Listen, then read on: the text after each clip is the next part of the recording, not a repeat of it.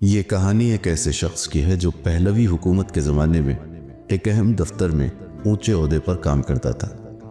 اس کی زندگی آرام سے گزر رہی تھی، لیکن اچانک ایک ایسا واقعہ پیش آیا جس نے اس کی زندگی پریشان کر دی۔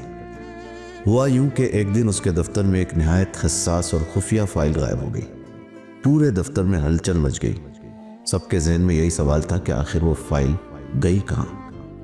سب کی نظریں مینیجر پر تھی۔ کچھ لوگ کہنے لگے کہ شاید مینیجر نے خود ہی وہ فائل کہیں چھپا دی ہو یا گھر لے گیا ہو، مگر وہ خود بھی بے خبر تھا۔ جب اس سے سختی سے پوچھ گچھ کی گئی اور فائل نہ ملی تو معاملہ اور سنگین ہو گیا۔ لوگوں نے سرگوشیاں شروع کر دیں کہ اگر فائل نہ ملی تو اسے پھانسی دی جا سکتی ہے، کم از کم عمر قید تو یقینی ہے۔ یہ سب سن کر وہ شخص گھبرا گیا۔ اس نے دفتر سے چھٹی لی اور گھر جا کر اللہ کے حضور دعا کرنے لگا۔ آنکھوں سے آنسو بہ رہے تھے، دل بے چین تھا، مگر ایسا لگ رہا تھا جیسے اس کی دعا سنی ہی نہیں جا رہی ہے۔ یوں محسوس ہو رہا تھا جیسے کوئی دیوار ہے جو اس کی دعاؤں کو بارگاہ خدا تک پہنچنے نہیں دے رہی ہے۔ مایوسی کے عالم میں وہ گھر سے باہر نکلا اور بے مقصد چلنے لگا۔ اچانک اس کی نظر ایک نورانی چہرے والے بزرگ پر پڑی جو پسینے میں شرابور تھے اور آہستہ آہستہ چل رہے تھے۔ اسی لمحے ایسا لگا کہ کوئی اس سے کہہ رہا ہے کہ اگر تم اپنی مشکل کا حل چاہتے ہو تو اس بوڑھے شخص کے پاس جاؤ۔ جیسے ہی یہ خیال اس کے ذہن میں آیا وہ فوراً ان کے پاس دوڑتا ہوا پہنچا اور بے قراری سے بولا، بابا میں بہت مشکل میں ہوں، میری زندگی خطرے میں ہے، مجھے بتایا گیا ہے کہ میرے مسئلے کا حل آپ کے ہاتھ میں ہے۔ یہ کوئی اور نہیں، اپنے زمانے کے عارف شیخ رجب علی خیاط تھے۔ وہ مسکرا کر بولے، میاں گھبراؤ مت، پہلے یہ بتاؤ کہ معاملہ کیا ہے۔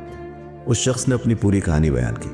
یہ سن کر شیخ رجب علی خیاط نے گہری نظر سے اسے دیکھا اور نرمی سے کہا، یہ مصیبت تم پر یوں ہی نازل نہیں ہوئی، تمہاری بہن بیوہ ہے، اس کا شوہر 4 سال پہلے انتقال کر چکا ہے اور ان 4 سالوں میں تم نے ایک بار بھی جا کر اس کی خبر نہیں لی۔ جاؤ اپنی بہن سے ملو، شاید تمہارا مسئلہ حل ہو جائے۔ وہ شخص حیران رہ گیا، اسے یقین نہیں آ رہا تھا کہ اس کا مسئلہ اس بات سے جڑا ہو سکتا ہے۔ وہ فوراً اپنی بہن کے گھر گیا، دروازے پر دستک دی۔ کچھ لمحوں بعد دروازہ کھلا، سامنے اس کی بہن تھی، پرانے کپڑوں میں، نحیف اور کمزور، فاقوں سے نڈھال، اور اس کے بچے بھی بیمار اور بدحال نظر آ رہے تھے۔ بہن کی آنکھوں میں آنسو آ گئے۔ وہ بے ساختہ بولی، بھیا تمہیں آخر 4 سال بعد میری یاد کیسے آ گئی؟ کیا تمہیں خبر نہیں تھی کہ تمہاری ایک بہن بھی ہے؟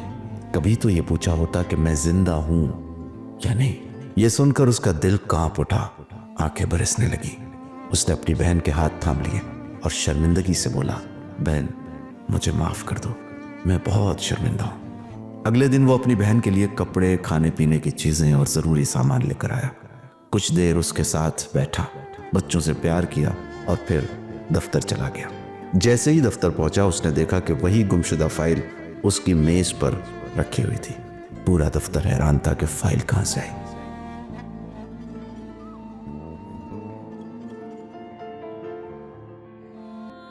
مگر وہ جان چکا تھا کہ اس فائل کے ملنے کے پیچھے کا راز کیا ہے۔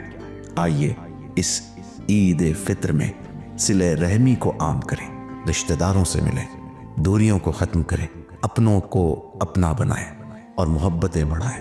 اور اگر اللہ نے آپ کو نوازا تو اس کا شکریہ اپنے نادار اور تنگ دست رشتہ داروں اور نزدیکیوں کی مدد کر کے کریں۔ رشتہ داروں اور اہل خاندان سے خراب رشتوں کو بحال کریں، کیونکہ اگر کوئی رشتہ داروں سے اچھا سلوک کرتا ہے تو اللہ اس کے مال، عزت اور عمر میں اضافہ کرتا ہے۔ آپ سب کو عید الفطر مبارک ہو۔